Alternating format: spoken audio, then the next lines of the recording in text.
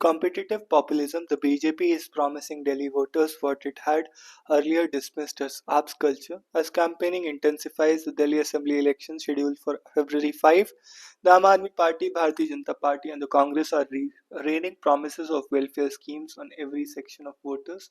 The BJP, which was critical of the ruling AAPS unrestrained populism as Revdi or a freebie culture, has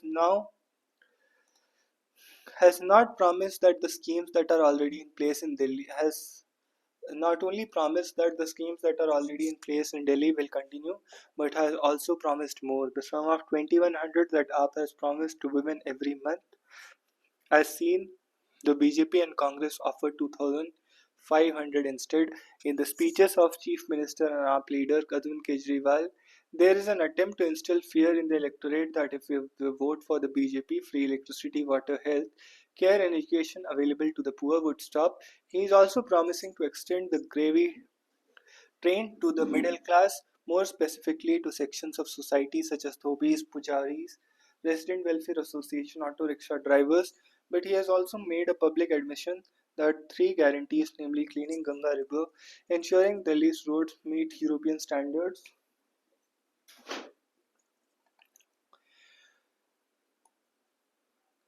and providing 24 into 7 clean drinking water to all, have not been fulfilled, and that if re-elected will have the AAP government focus on the issue of unemployment. The BJP's campaign has centered around the promise of a double engine government. If it is elected to govern the National Capital Territory, it is also marking out an all out effort to tarnish AAP's claim of incorruptibility. Allegations of corruption in the allotment of liquor licenses and the exorbitant of amount of public money that was spent on the official residence of Mr. Kejriwal are the BJP's talking points. The AAP government has not tabled 14 reports by the CAG in Delhi Assembly that the BJP and Congress say highlight proof of AAP's corruption. The BJP has promised to put out these reports in the public domain and constitute a probe. The central pitch of the Congress, which has seen its chief ministers, current and former, from other states campaigning for it, is that Congress governments have been more efficient and prompt in delivering welfare schemes. The Congress is also trying to invoke the past, highlighting the infrastructure development in Delhi that was carried out under foreign chief minister Sheila Dikshit. The party has sensed that the late leader still evokes some nostalgia in the Delhi electorate. The party has criticized Mr. Kejriwal's silence on the demand for a caste census. The BJP is fielding Uttar Pradesh Chief Minister Yogi Adityanath as his appeal may influence migrant voters from UP, Bihar, now the fastest growing voter segment in Delhi. Further south, archaeologists must look for more iron specific sites in South India. The Iron Age in India has been a subject of fascination and discussion. In the rest of the world, the Iron Age succeeded the Copper Bronze Age or the bridged the gap between Bronze Age and the early historic period. But the situation in India is different when the region of north of the Vindhyas belongs to the pre-iron Chalcolithic or Copper Age. The south, with over 3,000 sites, was associated with iron. Many archaeologists have generally and conservatively placed the Iron Age to be in the second millennium BCE. Given this backdrop, Tamil Nadu Chief Minister M.K. Stalin's recent statement that the origin of iron in the state could be traced to the first quarter of 4th millennium BCE is significant as this pushes the antiquity of the iron further. After excavations in the middle Ganga Valley of Uttar Pradesh 25 years ago, early evidence of the iron technology was dated to 1800 BCE, but now the work in Sivaglai in Tamil Nadu, which was carried out between 2019 and 2022, has made authorities attribute the introduction of iron in the country to the early part of the 4th millennium BCE, even though the period of 2500 BCE to 3000 BCE is taken as a mid range value. This forms the highlight of a study by the State Department of Archaeology titled Antiquity of Iron Recent Radiometric Dates from Tamil Nadu.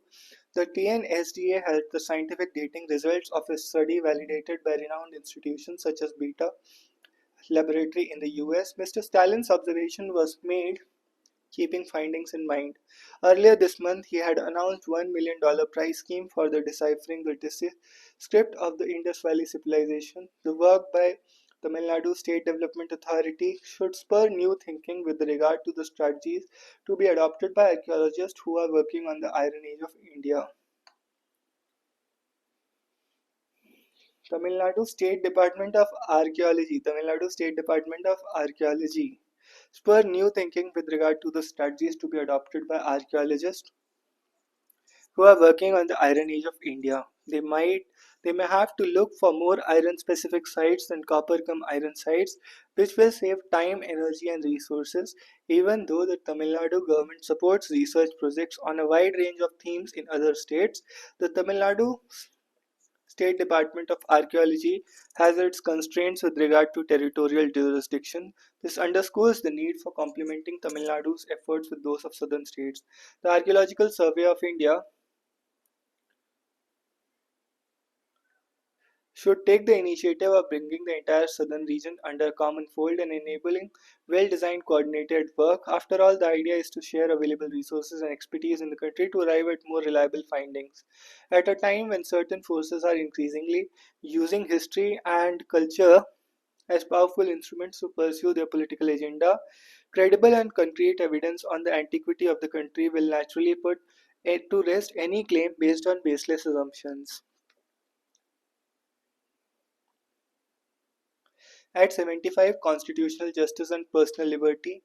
As we mark 75 years of the Constitution of India, I urge everyone to remember the ways in which the core values of the Constitution founder, in a deep ethical and moral crisis, trapped as we are in reductionist mechanical readings of the constitutional values of personal liberty and human dignity. In the midst of the celebration, we need to step back and take a sober look at the right to personal liberty, which is a core constituent of the idea of justice. The Supreme Court of India reinstated Justice Fazal Ali dissenting opinion in the A.K. Gopalan vs. State of Madras unanimously in the Puttaswamy case about fundamental right to privacy. The preventive detention of the communist leader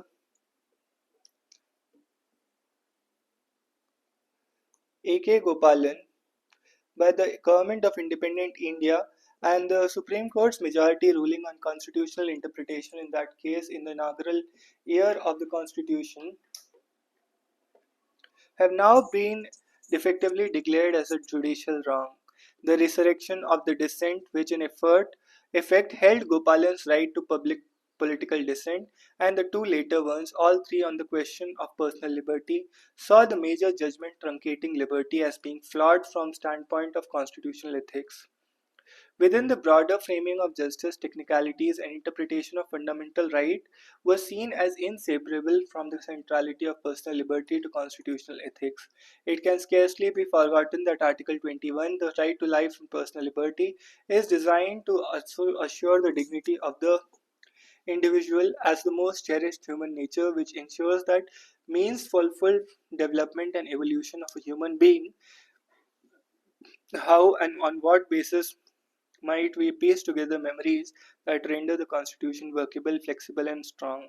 How may we discover pathways through which the preamble lights up ways to hold the country together at a time when the dominant political discourse reduces and degrades politics to a fractured banality of shards, such as tukre narratives, preventive detention, arbitrary arrest, and denial of fair trial through the impunity that is guaranteed statutorily in anti-terror laws and democidal domicidal violence enacts rituals of humiliation.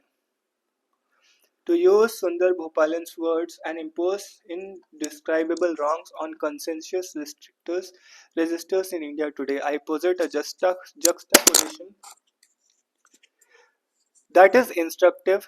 That is the case of A.K. Gopalan challenging the inaugural constitutional contradictions and being detained at one end, and Umar Khalid Sharjeel Imam, Gulshifa Fatima, and several others.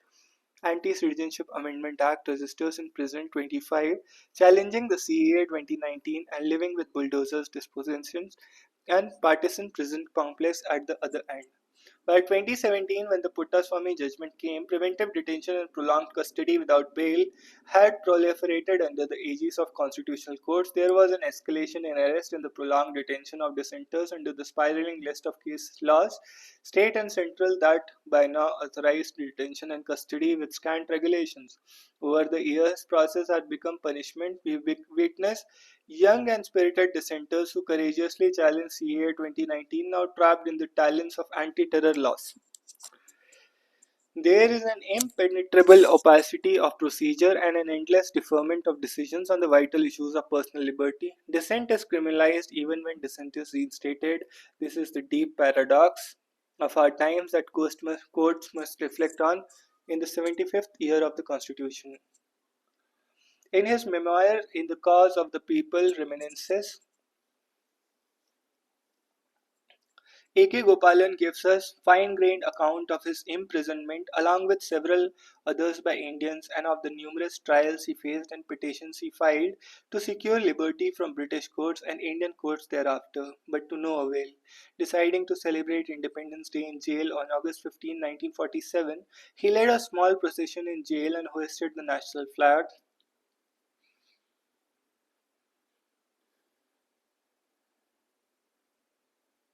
He was arrested for his crime on treason charge for stirring enmity against the emperor under section 124A and produced before the ADM Calicut in independent India.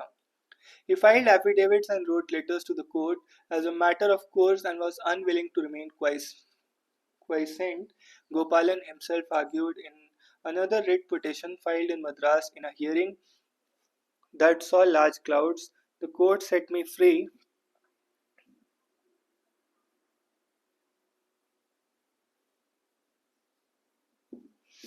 The court set me free. On the last day of the hearing, I was rearrested after the release of the door of the court and escorted once more to the Cuddalore jail. I filed another writ petition which was heard 2 days after my rearrest. The court released me again. The judges specially ordered the police not to touch me. The police did not dare to disregard this injunction. I had been imprisoned in jail December 1947 and released in 1951. 4 years in jail. This account has a familiar contemporary ring to it.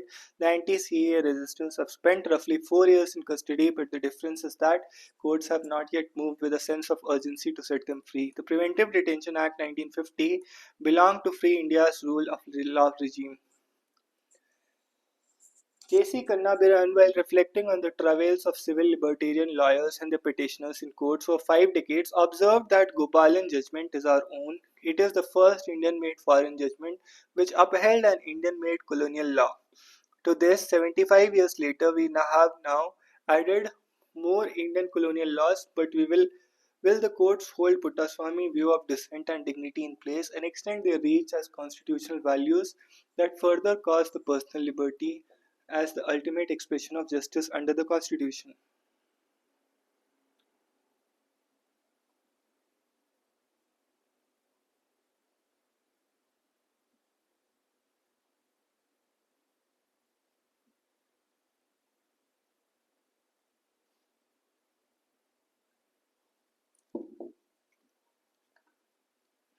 The case of 16 arrests made in the Bhima Koregaon case, writers, intellectuals, cultural activists.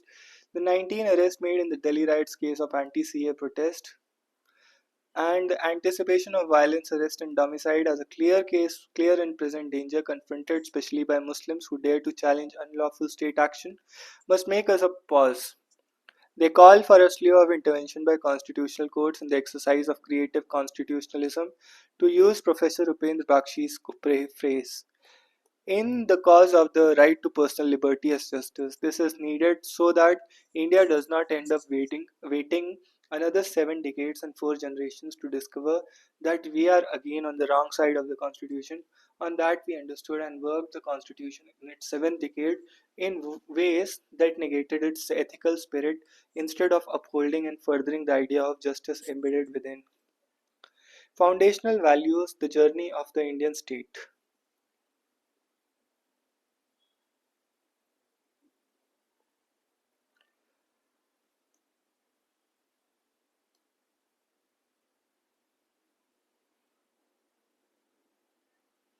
After nearly 3 years of debate and deliberation, the Constituent Assembly of newly independent India adopted the document, the Constitution of India.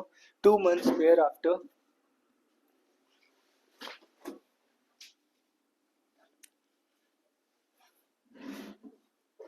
2 months thereafter, Republic officially came into force, with the Constitution being given effect to. When B.R. Ambedkar delivered the closing address to the Constituent Assembly on November 25, 1949, he characterized the complex challenges ahead. He anxiously wondered whether Indians would place the country above their creed. Today, we realize that the words from the closing address carry meaningful lessons for the next 75 years and propel us to guard the Constitution. Many of the constitutional issues that have been keenly debated in the recent times have been around the interpretation of India's federal structure. Tussles between the state government and some of the state governors have made way to the Supreme Court of India. Paged battles are being fought within and outside Parliament on the issue of simultaneous elections. The neglect of regional languages such as Tamil, Kannada, Bengali, Marathi, and so on is being argued from the vanguard of multilingualistic equality and state autonomy. Fiscal federalism has been a major sticking point for states that are suffering under the dual regime of Finance Commission and the Goods and Services Tax Act. It is strange, given how integral freedom has been to the constitutional discourse over the last 50 years, the word federal is nowhere to be found in the text of the Constitution. Criticism of the Constitution in the early days, and one that was well anticipated by Dr. Ambedkar, was that the document is anti federal and tilts in the balance of favor of the Union. Addressing these complaints while speaking in 1949, Ambedkar explained that the center and states are co equal in matters of legislative and executive authority. He clarified that Constituent Assembly and overriding powers for the Union are only placed to be used in an emergency. As such, the regular conduct of democratic business in India is within the federal framework and not be mistaken for a unitary one. On this count, the constitutional courts have confirmed the proposition by earmarking federalism to be a part of the basic structure of the Constitution, beginning with judgment in S.R. Bommai versus Union of India, 1994. Another question of contemporary interest is on whether and how India has matured over the 75 years into a social democracy that is guided by constitutional values of liberty, equality, and fraternity. The argument put forth by many critics of the government is that it has become a police state. The offense of sedition, along with stringent special statutes like the Unlawful Activities Prevention Act and the Prevention of Money Laundering Act, supplement this position. Similarly, when the country has been able to achieve a degree of equality among various cohorts and whether it is truly democratic are questions that merit introspection. With tremendous foresight, Dr. Ambedkar explained that the country must strive to remove social and economic inequality before they become a threat to democracy itself. He went on to underline the importance of fraternity for fledgling republic, terming the idea of an Indian nation as a delusion. Dr. Ambedkar asked how people divided into several thousands of castes can be a nation. 75 years hence, can we fairly claim to have fostered those fraternal feelings through several social and political movements? Have we succeeded to some degree in utilizing the significance of caste in determining merit and success of society? The answers must be in the negative, but that does not necessarily imply that the Constitution has failed. It is an indication of how much farther the country must travel. Of late, there has been some noise about revamping the constitution, as the accusation is that it has evolved from an European colonial perspective. It has become a common trope among the social right to suggest replacement of the present day constitution with an Indic constitutional document drawing from Hindu dharmic concepts that can be no greater insult to the combined intellect of the Constituent Assembly than this. There can be no greater disservice than this to the 3 years of Constituent Assembly and 75 years of nation building that have made India what it is today. Rather than reinventing the wheel of constitution, the country must respond to Dr. Ambedkar's call to defend our democratic principles and preserve the constitution, for it is the document that makes the nation, but the people who are call to govern. What is required today is clear-headed guidance on the future of our constitutional philosophy. In Plato's Republic, he argues that the case of class of guardians who are philosopher kings in India today need guardians who can place the country above their creed more than ever. There need to be guardians in the form of judges, bureaucrats, politicians, activists, journalists.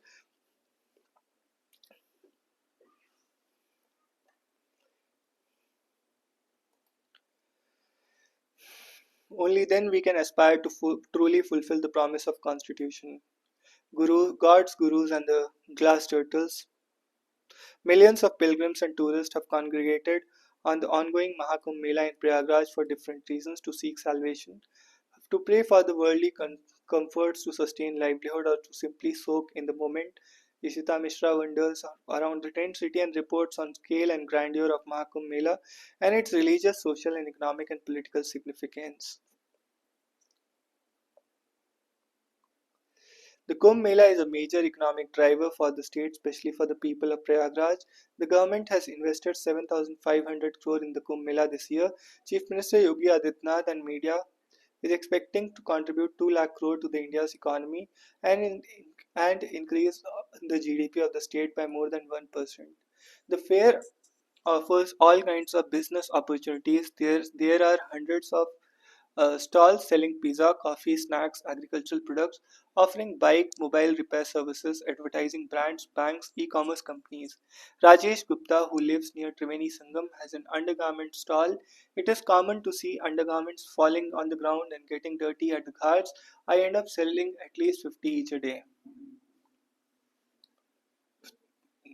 2 lakh crore to the India's economy, increase the GDP of the state by at least 1%, 7,500 crore this year.